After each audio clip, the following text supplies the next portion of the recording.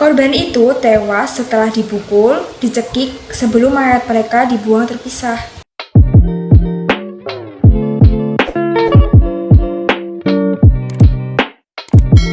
Hai guys, welcome back to my YouTube channel.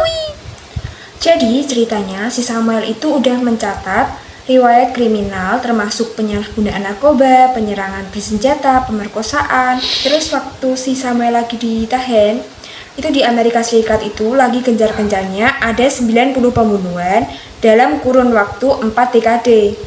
Terus diselidiki tuh sama FBI. Dan FBI mencurigai bahwa laki-laki berumur 78 tahun itu adalah Samuel termasuk pembunuh berantai.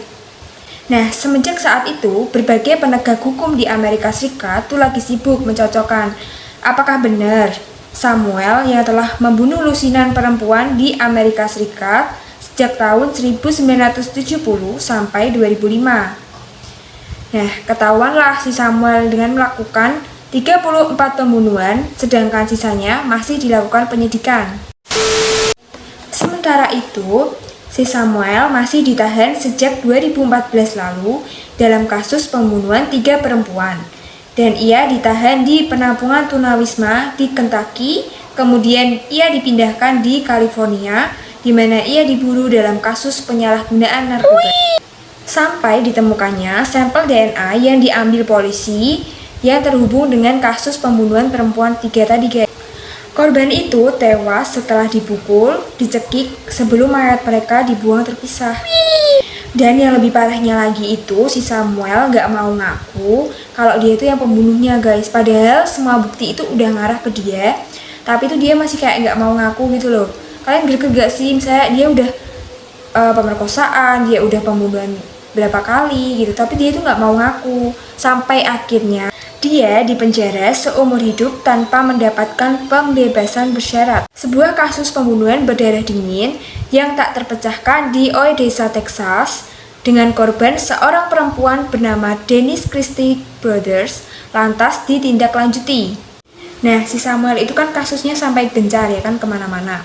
Terus petugas bernama James Holland langsung ke California bersama tim untuk mewawancarai si Samuel. Dan si Samuel mengiyakan atas wawancara tersebut. Baru kali ini dia ngaku kalau dia udah melakukan 90 pembunuhan di Amerika Serikat, bagian California dan Maryland.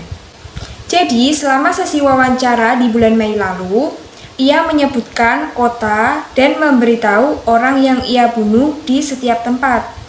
Mereka berpikir bahwa Samuel secara khusus menyasar perempuan lemah, miskin yang bekerja di dunia prostitusi atau pecandu narkoba.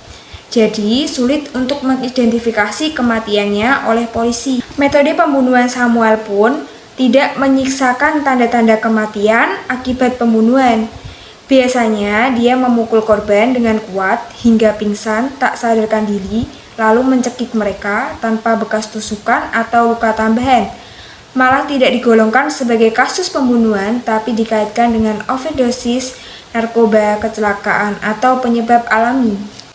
Dan yang anehnya lagi, dia itu bilang ke New York Times bahwa banyak kepolisian di Sentral Amerika Serikat yang melakukan banyak kesalahan. Ia lolos berulang kali, lagi, dan lagi. Jadi segitu aja video aku kali ini. Aku sudah buat video apa lagi? Komen di bawah ya guys. Jangan lupa like, comment, share, and subscribe. See you on the next video. Bye bye.